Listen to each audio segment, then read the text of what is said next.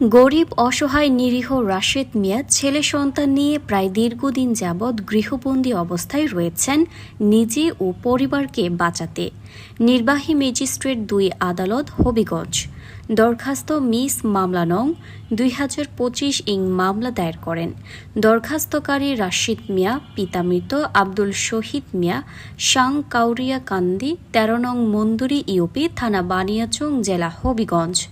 মামলায় উল্লেখিত আসামিগণ: ১ মন্নান মিয়া পিতা মৃত বিল্লাল মিয়া, ২ শামসু মিয়া পিতা মৃত বিল্লাল মিয়া, ৩ বেনু মিয়া পিতা মৃত ফজর উদ্দিন, ৪ শরীফ উদ্দিন পিতা মৃত বজলু মিয়া, ৫ নজরুল মিয়া পিতা মৃত বাচ্চু মিয়া, ৬ মুখলিস মিয়া পিতা মৃত ফজর উদ্দিন, ৭ নুরুল আমিন পিতা মন্নান মিয়া, ৮ চনু মিয়া পিতা মৃত বিল্লাল মিয়া, সর্বসাং কাউরিয়াকান্দি ১৩ নং মন্দুরি ইউপি থানা বানিয়াচং জেলা হবিগঞ্জ। অভিযোগের ভিত্তিতে ঘটনাস্থলে সরজমিনে পরিদর্শন করে দেখা যায়, রাশেদ মিয়া খুবই শান্তপ্রিয় এবং নিরীহ অসহায় মানুষ। মন্নান মিয়ার আত্মীয় স্বজনের মাঝখানে বসবাস করছেন রশিদ মিয়া। প্রতিটি মুহূর্তে কাটাচ্ছেন ভয়ে আতঙ্কে, কারণ এই রাস্তা নিয়ে ১১ মাস যাবৎ মন্নান মিয়ার সাথে ঝগড়া বিবাদে লেগে আছে। প্রতিনিয়তই মন্নান মিয়ার লোকজন তাকে প্রাণে হত্যা, ঘুম, মিথ্যা মামলা সহ বিভিন্ন ধরনের ক্ষতি করার হুমকি দিয়ে আসছে। বাড়ি থেকে বেরিয়ে রাস্তায় আসার জন্য যে রাস্তা নির্মাণ করা হয়েছে সেখানেও রাশেদ মিয়ার দলিলের জায়গা রয়েছে। আমার নাম রাশিদ মিয়া। ঝামেলা হইল আমাদের জায়গা লিয়া। আমাদের জায়গা হইলে সে জায়গা আমার জায়গা এক জায়গায়, সে আমার এই রাস্তায় দিয়ে আপত্তি দিয়ে যাবে লিয়ে না। আমি যাই এই রাস্তায় দিয়ে আপত্তি দিয়ে আমি যাইতে গিয়ে সে আমার সাথে মার দাঙ্গা করছে।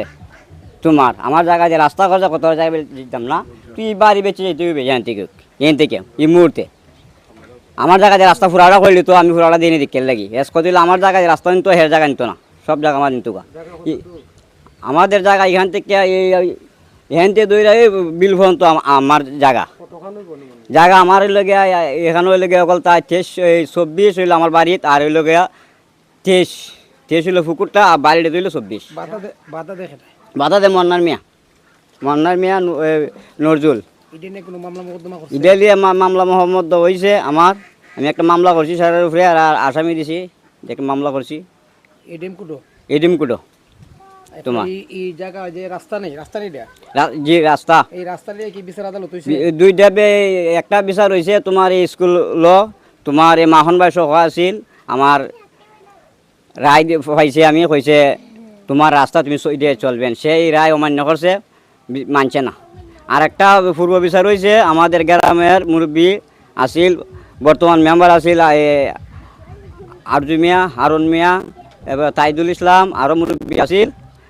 তাইদুল ইসলামের রায় দিছে, রায় মানছে না, এই রায়ও মানছে না, আমাদের রাস্তা মানছে না।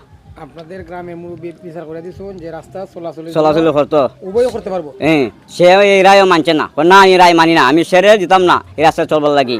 সেরে যদি রাস্তায় চলে তো আমি সেরে আক্রমণ করবো, মারমু ধরমু। এরা প্রভাবশালী, এরা খুব প্রভাবশালী, এরা মানুষ বেশি, মানে ১৫-২০ জন মানুষ হইব এরা, সে সাথে আমি পারি না। তা আমার মানুষ কম, আমি শুধু একা হই। তোমার আমি আইনের কাছে চাইতেছি এটাই, আমাদের রাস্তার একটা আইনে দক্তর নিচ্ছে, আমার সুবিধা করে দিতে নিডইন, এই আমি চাই দক্তর নিচে গেছো আমার রাস্তাটা আপনার ক্লিয়ার হইতে না। আমার যে কাগজপত্র জায়গাটা এটা আমি চাই আমার জায়গাটা ছাড়তো, আমার কাগজ এসের জায়গা আমি মালিক, এ রেকর্ড করছে, এই রেকর্ড আমি সব চাই করে আনতাম। কিন্তু মন্নান মিয়া তাদেরকে এ রাস্তায় আসা যাওয়া নিষেধ করে দিয়েছে। সে বাধ্য হয়ে ভয়ে হওর দিয়ে কাদা পানি দিয়ে আসা যাওয়া করতে হয়। শুধু তাই নয়, রাশেদ মিয়ার স্কুল এবং মাদ্রাসা পড়ুয়ার সন্তানরাও তারাও এই কষ্ট করে প্যাক কাদা দিয়ে যাওয়া আসা করতে হয়। এই রাস্তা নিয়ে মামলা মোকদ্দমার পাশাপাশি স্থানীয় চেয়ারম্যান মেম্বার সহ গ্রামের বিশিষ্ট মুরব্বীদের নিয়ে কয়েকবার সামাজিক বিচার হয়েছে, কিন্তু এই বিচারের রায় মন্নান মিয়া মানেনি। জোরপূর্বকভাবে রাশেদ মিয়া সহ গ্রামবাসীর মানুষের চলাচলের রাস্তায় নিষেধাজ্ঞা দিয়ে রেখেছে।